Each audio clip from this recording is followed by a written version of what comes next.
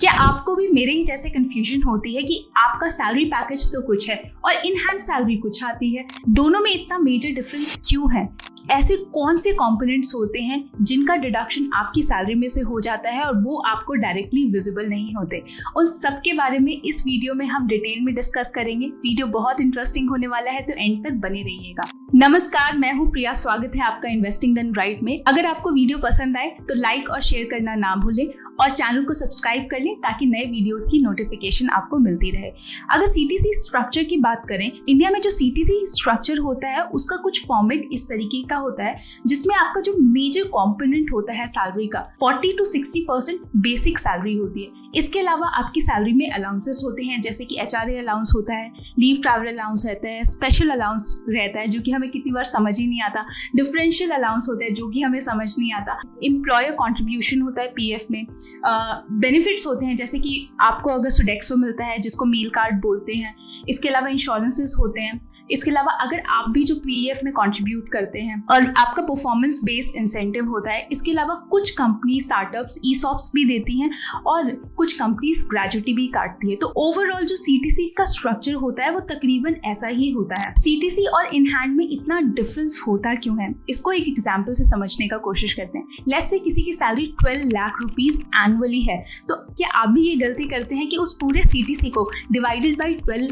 करके ये समझ बैठते हैं कि आपकी सैलरी 1 लाख रुपीस होने वाली है? जी नहीं। यहाँ पर एक सैलरी पैकेज डिटेल है जहाँ पर आपके सैलरी कंपोनेंट के हिसाब से सारे अमाउंट की डिटेल्स लिखी हुई है, जैसे कि बेसिक कितना होने वाला है, एचआरए कितना होने वाला है। इस 12 लाख के पैकेज में जो 10% है वो आपका वेरिएबल है जो कि आपकी परफॉर्मेंस पे डिपेंड करने वाला है। इसके अलावा सारे कंपोनेंट्स मेंशन करने के बाद वो जो टोटल अमाउंट बनता है वो होता है 11 लाख रुपीस, और आपको जो यहाँ पे सैलरी दिख रही है वो दिख रही है 91,667 रुपीस। क्या आपको ये सैलरी मिलने वाली है? जी नहीं, आपको ये भी नहीं मिलने वाली है। एक्चुअली में आपको अराउंड में मिलेगा 76,250 rupees in hand. Oh my God, such a big difference. 91 और 76 के बीच में तकरीबन 15,000 का डिफरेंस है, और ये हम सब फेस करते हैं। हम सबको नहीं समझ आता कि क्यों इतना ज्यादा डिफरेंस है। तो अब इस जो 15,000 रुपीज का डिफरेंस बनता है उसको हम पार्ट्स में डिवाइड करके देखते हैं। इससे हमें एक क्लियर अंदाजा लग जाएगा कि हमारी सैलरी में क्या क्या कंपोनेंट्स होते हैं और कौन से डिडक्शंस होते हैं जो कि हमें डायरेक्टली विजिबल नहीं होते हैं। इसको समझने से पहले ना आपको ये समझना पड़ेगा कि सीटीसी क्या होता है। स्क्रीन पे आपको सीटीसी का पूरा डिस्क्रिप्शन दिख जाएगा। सीटीसी ये होता है। सीटीसी की पूरी डिस्क्रिप्शन देखने के बाद डर गए, ऐसा डर मुझे भी लगा था, लेकिन सीटीसी होता क्या है ये समझना ज्यादा इंपॉर्टेंट है। सीटीसी होता है कॉस्ट टू कंपनी, मतलब कोई भी कंपनी एक एम्प्लॉय को रखने के लिए कितने टोटल एक्सपेंसेस करते हैं, मतलब A to Z एक्सपेंसेस, कुछ भी बचने नहीं देती है वो कंपनी। वो सारी कॉस्ट को कंपनी उस सीटीसी में डाल देती है और आपके सामने में परोस देती है, और आपको लगता है वाह मेरा पैकेज तो इतना ज्यादा है, लेकिन रियलिटी डिफरेंट होती है। आपको जो इन हैंड सैलरी मिलती है वो काफी डिफरेंट होती है। आप समझते हैं कि ये डिफरेंस होता क्यों है। उस डिफरेंस को समझने के लिए हम वो पुराना ही एग्जाम्पल ले रहे हैं जहां पर जो टोटल डिफरेंस था पूरे साल का वो है 1,85,000 रुपीज। अब इसको पार्ट्स में डिवाइड करते हैं मंथली बेसिस पे और देखते हैं कौन कौन से कॉस्ट हैं जो कि हमें डायरेक्टली विजिबल नहीं होते हैं। प्रोविडेंट फंड के बारे में आपको पता होगा कि अगर आपकी कंपनी में पीएफ कटता है तो आप जितना पीएफ में कंट्रीब्यूट करते हैं आपका एम्प्लॉयर भी उतना ही पीएफ में कंट्रीब्यूट करता है। तो वो जो पीएफ कंट्रीब्यूशन होता है ना एम्प्लॉयर की साइड से, वो हमें डायरेक्टली विजिबल नहीं होता। तो वो अगर आप अपनी सीटीसी में डिडक्ट कर दीजिए। अगर आपकी कंपनी ग्रेजुटी काटती है, ग्रेजुटी वो कंपोनेंट होता है जो कि अगर किसी भी कंपनी में आप 5 साल तक के लिए रहते हैं तो जब एग्जिट के टाइम में आपको वो ग्रेजुटी मिल जाता है। अगर आप 5 साल से पहले ही एग्जिट कर लेंगे, कंपनी छोड़ देंगे, तो ग्रेजुटी आपको नहीं मिलेगा। तो वो ग्रेजुटी का कुछ कंपोनेंट कटता है जो कि आपको डायरेक्टली विजिबल नहीं होता है। इसके अलावा अगर आपकी कंपनी इंश्योरेंस प्रोवाइड करती है तो उसका जो प्रीमियम का डिडक्शन होता है वो भी आपको डायरेक्टली विजिबल नहीं होता है। अगर इस तीनों कंपोनेंट्स को आप अपने सीटीसी में से माइनस कर देंगे, हटा देंगे, तो जो अमाउंट बचेगा ना वो होगा ग्रॉस टोटल इनकम। अब ये जो ग्रॉस टोटल इनकम है इसको अगर 12 से डिवाइड कर दे तो ये आपको इन हैंड मिलने वाला है। जी नहीं, ये भी आपको नहीं मिलेगा, इसमें भी फर्दर डिडक्शंस होंगे। अब वो डिडक्शंस क्या हैं? वो जो ग्रॉस टोटल इनकम है ना उस पे टैक्सेस लगते हैं। तो सबसे पहले तो आप कुछ टैक्स सेविंग एक्सपेंसेस करते हैं, इन्वेस्टमेंट्स करते हैं, ताकि आप अपनी टैक्स लायबिलिटी को कम कर सकें। वो जो एक्सपेंसेस एंड इन्वेस्टमेंट्स होते हैं उसको डिडक्ट करें ग्रॉस टोटल इनकम से, वहां से आएगा टैक्सेबल इनकम, और उस टैक्सेबल इनकम पे आपके इनकम टैक्स स्लैब के हिसाब से टैक्सेस कैलकुलेट होते हैं। तो वो जो फाइनल सैलरी निकल कर आती है ना, वो ये होती है आपकी जो जितनी भी ग्रॉस टोटल इनकम बची है उसमें से आप कुछ पीएफ में कंट्रीब्यूट कर रहे होंगे, वो डिडक्ट कर दीजिए। आपका कुछ इनकम टैक्स बचा है वो डिडक्ट कर दीजिए।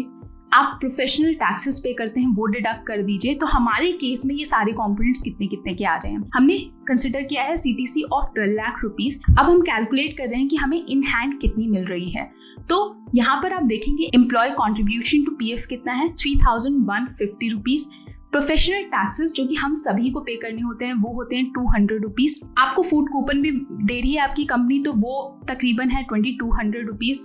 फिर कुछ मिसलेनियस एक्सपेंसेस होते हैं वो यहाँ पर 100 रुपीज के कट रहे हैं। आपकी टैक्सेबल इनकम पर टैक्सेस कैलकुलेट होकर आए होंगे जो कि आप टीडीएस की फॉर्म में भरते हैं, वो हो जाते हैं 4485 रुपीज। तो ये पूरा डिडक्शन निकालने के बाद आपकी जो सैलरी बनती है वो बनती है 76,250 रुपीज। इनिशियली ये सीटीसी देखने के बाद में लगा होगा कि जो इस पर्सन की सैलरी होने वाली है 91,667 रुपीज, लेकिन वो सारे डिडक्शंस हटाने के बाद इन हैंड जो अमाउंट आएगा वो आएगा 76,250 रुपीज। ये केवल एक अप्रॉक्सीमेट फिगर है जो कि केवल मैंने डेमोन्स्ट्रेशन पर्पस के लिए आपको दिखाया है। आप अपनी सीटीसी के हिसाब से देख सकते हैं कि उसमें कौन कौन से कंपोनेंट हैं और ऐसे कौन से डायरेक्ट कंपोनेंट्स हैं जो कि विजिबल है और ऐसे कौन से इनडायरेक्ट कंपोनेंट्स हैं जो कि आपको विजिबल नहीं है, तो वो आप आइडेंटिफाई कर सकते हैं। तो total take home salary, gross salary में से पीएफ काट दीजिए, टैक्सेस काट दीजिए, कोई भी अलाउंसेस या एडिशनल एक्सपेंसेस है वो काट दीजिए, जो भी अमाउंट बचेगा वो होता है टेक होम सैलरी।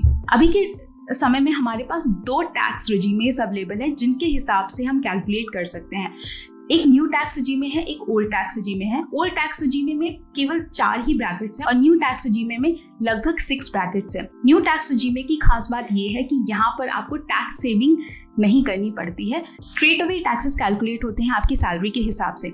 तो जब आप टैक्स सेविंग करने के लिए जाए ना, पहले ये देखिए कि न्यू टैक्स रेजिमे में आप कितने टैक्सेस पे करने वाले हैं। ओल्ड टैक्स रेजिमे में आप टैक्स सेविंग के लिए जितने भी इन्वेस्टमेंट्स और एक्सपेंसेस कर रहे हैं उनको कैलकुलेट करके देखिए और अपना फाइनल नेट इनकम टैक्स निकालिए, दोनों को कंपेयर कीजिए। अगर न्यू टैक्स रेजिमे में टैक्सेस कम आपको पे करने पड़े हैं तो प्लीज न्यू टैक्स रेजिमे को पिक कीजिए, क्योंकि ये आपकी टैक्स जर्नी को बहुत ही सिंप्लीफाई कर देगा और आपको अननेसेसरी टैक्स सेविंग कॉम्प्लिकेशंस को फेस नहीं करना पड़ेगा। इसके अलावा 2 चीजें और हैं जो कि आपको पता होनी चाहिए। एक है वेरिएबल बोनस। जो वेरिएबल बोनस होता है वो टर्म से ही वेरिएबल है, मतलब अगर आपने अच्छा परफॉर्म किया तो कंपनी आपके परफॉर्मेंस से खुश है तो वो आपको पूरा वेरिएबल बोनस दे देगी। बहुत सारी कंपनीज ऐसी होती हैं जो कि 100% से ज़्यादा भी देती हैं, बहुत सारी कंपनीज 100% देती ही नहीं है, उससे कम ही देती है। और कोरोना के टाइम में तो ऐसा भी हुआ था कि जो भी कंपनीज लॉसेस फेस कर रही थी उस समय में, उन्होंने अपने एम्प्लॉयज को वेरिएबल बोनस दिया ही नहीं। तो एक्सेप्शंस आर ऑलवेज देयर। फिर इसके अलावा आपकी सीटीसी में एक और कॉम्पोनेंट होता है, वो होता है ईसॉप्स। ईसॉप्स मेजरली आजकल जो नई नई स्टार्टअप्स हैं वो अच्छा खासा पैकेज दिखाने के लिए एम्प्लॉयज़ को दे देती है। अगर आपकी कंपनी आपको ईसॉप्स प्रोवाइड करती है तो वहाँ पे भी बहुत ज़्यादा खुश होने की ज़रूरत नहीं है।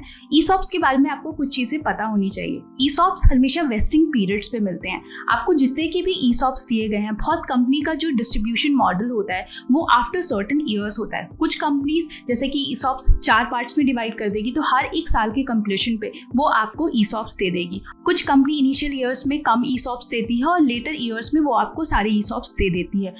और प्राइवेट कंपनीज के केस में जो ईसॉप्स होते हैं, जब उस कंपनी के शेयर्स बायबैक होते हैं उसी टाइम में आप उन ईसॉप्स को लिक्विडेट कर सकते हैं। इसके अलावा ईसॉप्स सेल करने के बाद में आपको जो भी अमाउंट मिलता है उस पर आपको टैक्सेस भी पे करने होते हैं। तो ये सारी बातें आपको पता होनी चाहिए। आशा करती हूँ ये इन्फॉर्मेशन हेल्पफुल रही होगी। अगर आपकी कोई भी सुझाव हो तो वो आप कमेंट बॉक्स में डाल सकते हैं। वीडियो अगर पसंद आए तो लाइक, शेयर एंड सब्सक्राइब करना ना भूलें। मैं मिलती हूँ आपको अपने नेक्स्ट वीडियो में। प्रिया दास साइनिंग ऑफ। अगर आपने मेरे चैनल को सब्सक्राइब नहीं किया है तो प्लीज सब्सक्राइब कर ले, क्योंकि मैं पर्सनल फाइनेंस पे एवरी वीक 2 वीडियोस बनाती हूँ। अगर आप सब्सक्राइब करेंगे तो आपको मेरे नए वीडियोस की लेटेस्ट नोटिफिकेशन आती रहेगी।